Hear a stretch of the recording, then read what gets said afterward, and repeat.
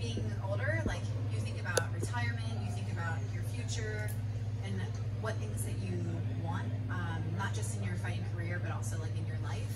And I had great, like almost 10 years fighting with the UFC, so it was never anything about that.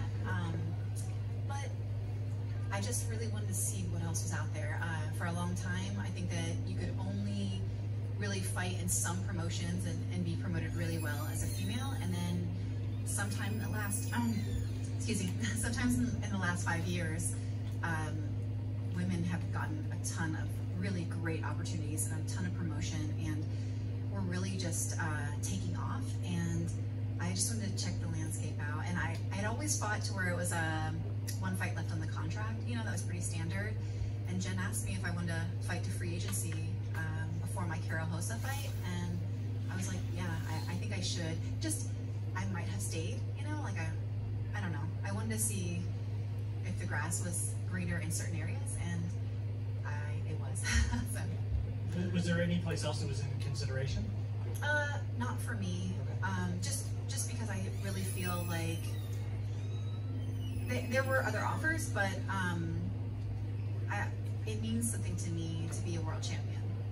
And I think that like at 135, UFC has the premier division, and I think at 145, Bellator has the best fighters, the deepest roster, and they have Cyborg. I mean, it's just, so if I want to be a world champion, I felt like that was my avenue.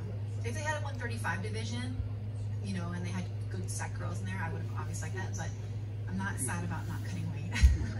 So let me ask you about that, because as you mentioned, they do have Cyborg here, but she doesn't have anything booked right now, and everybody's kind of like, yeah, what is she coming back? Is she going to go someplace else as a free agent? So I mean, was part of that in your thought process that, oh man, I could go over there, would love to fight her, and then she might not even be here for me to fight anymore? Well, I mean, I'm here for 18 months, so she might, I know that she's does some boxing, but I believe that probably this is her home and that she'll be back. You know, even if she does something else outside of here, I think she'll be back to Bellator. So even if she does, you know, maybe do something with boxing or kickboxing, she's done Muay Thai fights or PFL, the, you know, $1 million tournaments coming up.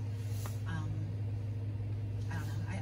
I just, in my mind, I imagine her back here. So talk about that first matchup then with Arlene. You get to do it in Hawaii. That's not so bad, right? So I fought twice in Hawaii for Pro Elite, and I loved fighting there. So when they said it, I was like, really look at the matchup and everything and take everything into consideration. Do not accept this because it's Hawaii. And I was like, but no, everything is good. It's what I wanted. And one of my requests coming into Bellator was that they very much put me on the track that I was asking for in the UFC. They were right on board to do that. So. And you feel like she's the right kind of matchup since she's coming off a title shot. Yeah, absolutely. That puts me immediately in the mix, and that's what I've wanted for like years now. So it's been a long time coming. Appreciate it. Sarah, great to see you in person. It's good to see you. So, you know, with the debut and the change of landscape and everything, obviously been a while since you've had something like this happen, and jumping into the deep end a little bit right where you went with Arlene, and then Hawaii, big card. Do you think there'll be any pressure or anything like that, just with all these elements going into the debut here? I think like from the moment I started, even as an amateur, I've had pressure in fighting. I don't think there's one fight that people didn't expect, you know, me to do well and go and win. So I've never not had that. And I honestly, is even before that with wrestling. I was 20 years old. I made my first world team, and people had high expectations. So I don't know what it's like to go into a thing and not have pressure. So I put pressure on myself, but I think it's from the outside too. I just don't mind it anymore.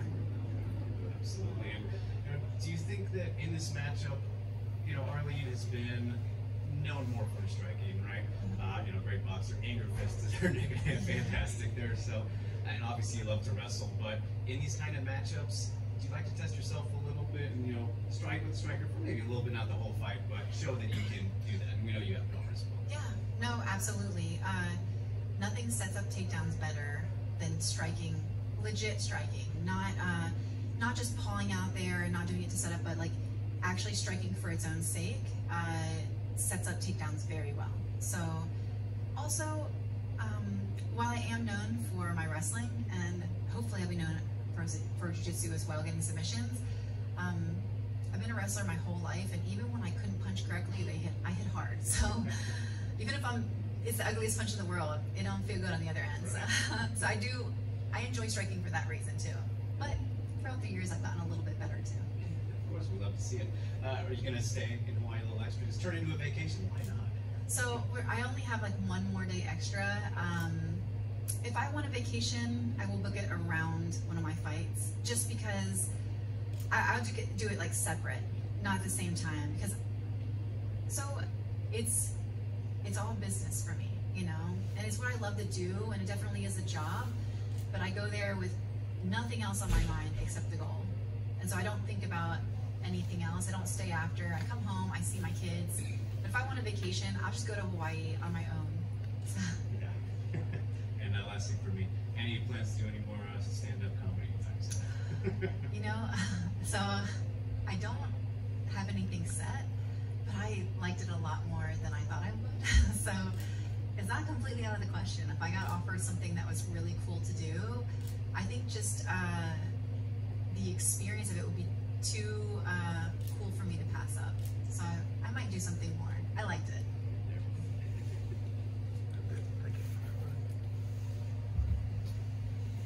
Hey Sarah, how you doing? Good, how are you? How does wrestling translate to MMA and double barrel on this one? Were there any wrestlers that you saw coming up? Dan Henderson, DC, Henry Cejudo, the guys that were on the Olympic level, and then you end up doing that in 2004? Mm-hmm. So really my roots, the first time I ever watched any fighting was on VHS, and it was two wrestlers from my college at Lock Haven University. It was Tim Boach and Mike Cesnalevich. They both fought for the UFC, and so that was my introduction. It was two of my teammates. And did you ask me how my roots translate? Correct. How does it wrestling translate to MMA? Oh, okay. So I think that some of the aspects that I've seemed to thrive with is pushing past your limits, the mental conditioning, the physical conditioning, the control. So it's not just submissions. Obviously, like jiu-jitsu has, you know, the mastered submissions, and they can flow through them really quickly. But wrestling is really about completely dominating and breaking your opponents, and that's one thing that I think that is my favorite. I do like hitting, don't get me wrong, something wrong with that, and TKOs, but feeling an opponent break, you know, under my pressure and will, there's no feeling like it. And I say that also because I've never had a knockout, but maybe the strikers would be like, but for me, that's one of the biggest things that wrestling taught me, is how to press and, you know, keep coming and find different ways, and every way that your opponent tries to find a way out and to escape, like just crushing it until they, you know, they kind of give up on themselves. That's a great feeling. And my last question is, how does your experience, Arlene's fought Cyborg twice, but you fought Amanda Nunes, Juliana Pena, Ronda Rousey, Lauren Murphy. How does your experience, how will you use that to your advantage versus Arlene?